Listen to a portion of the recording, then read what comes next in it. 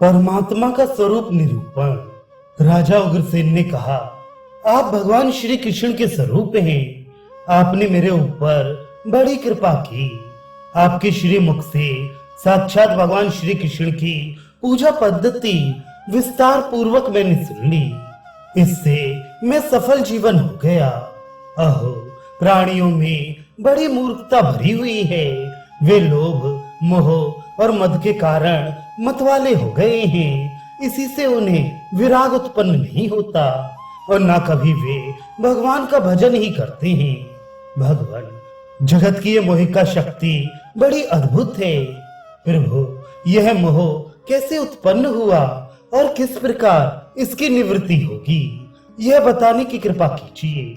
श्री व्यास जी बोले, जिस प्रकार जल में कई चंद्रमा दिखाई पड़ते हैं, जल के चंचल वेग से वे दृष्टिगोचर होते हैं, किंतु वास्तव में है कुछ नहीं, बिल्कुल प्रतिबिंब मात्र है।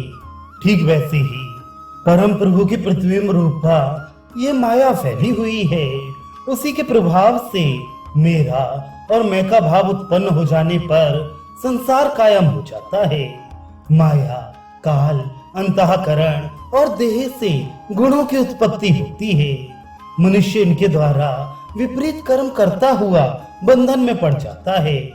इंद्रियों का ही यह प्रभाव है कि दर्पण में बालक, बालू में जल और रस्सी में सांप का भान होने लगता है। राजन, यह जगत मोहमय है। इसमें रजोगुण और तमोगुण कूट कूट कर भरे हैं।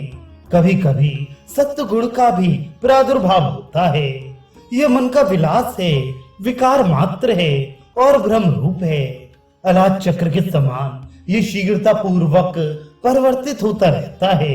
इस प्रकार जानू, मैंने ये कर दिया, ये करता हूँ और ये करूंगा, ये मेरा है, ये तेरा है, मैं सुखी हूँ, मैं दुख में पड़ गया, लोग मुझसे बिना कारण प्रेम करने वाले हैं। इस प्रकार मनुष्य कहता रहता है।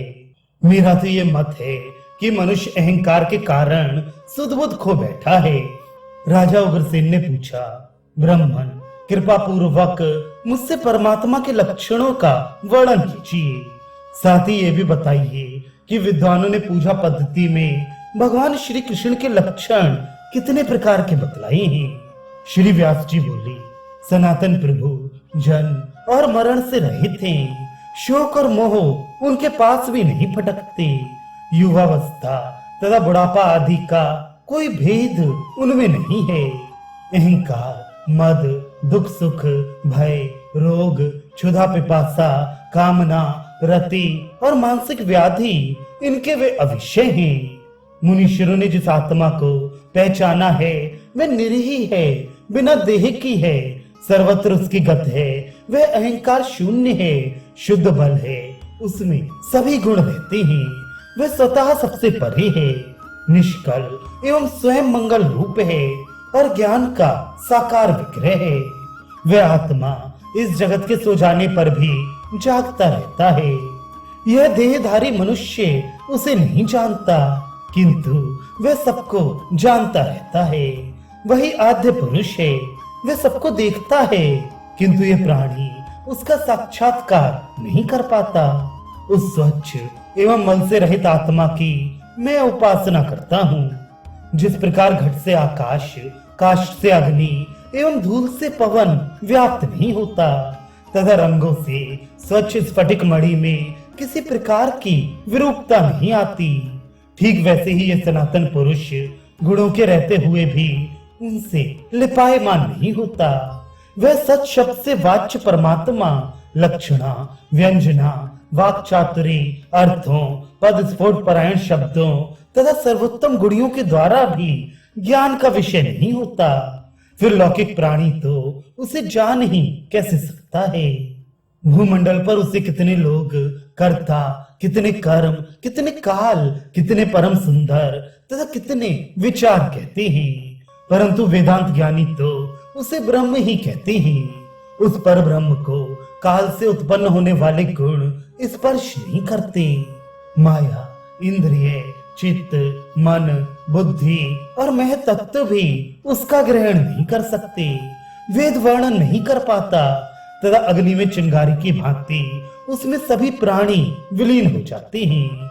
वही परमात्मा सर्वोपरि विराजमान है, जिन्हें संत जन हिरण्यगर्भ, परमात्म तत्व और भगवान वासुदेव कहते हैं। उन्हीं श्रेष्ठतम देव के स्वरूप का विचार करके मोह छोड़कर आसक्ति रहित होकर विचरे।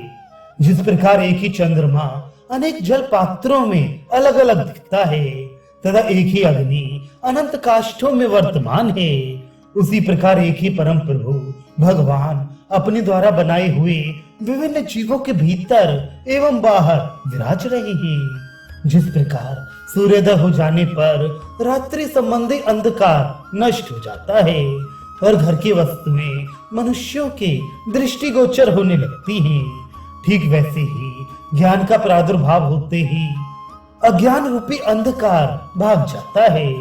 फिर तो शरीर में ही मनुष्य को ब्रह्म की उपलब्धि हो जाती है। जैसे इंद्रियों की प्रवृत्तियां अलग अलग हैं, उनके भेद से गुणों के एक ही विषय में नाना अर्थ की प्रतीत होती है, उसी प्रकार अनंत परम प्रभु भगवान का तेजोमय स्वरूप एक ही है। जबकि मुनियों के शास्त्र अनेक हैं, जिनके कारण उसका भेद पूर्वक वर्णन किया गया है। जो पुरुषोत्तम भगवान श्री कृष्ण चंद्र साक्षात श्री हरि हैं, अपने भक्तों पर कृपा करना जिनका स्वभाव बन गया है, जो कैवल्यनाथ हैं तथा जिन्होंने राजा नरक का उद्धार किया है, उन स्वयं पूर्ण ब्रह्म परमेश्वर को मैं प्रणाम करता हूँ। श्री नारद जी कहते हैं, इस प्रकार कहकर भगवान वेद व्यास जी ने राजा उग्रसेन से जाने के लिए स्वीकृति ली।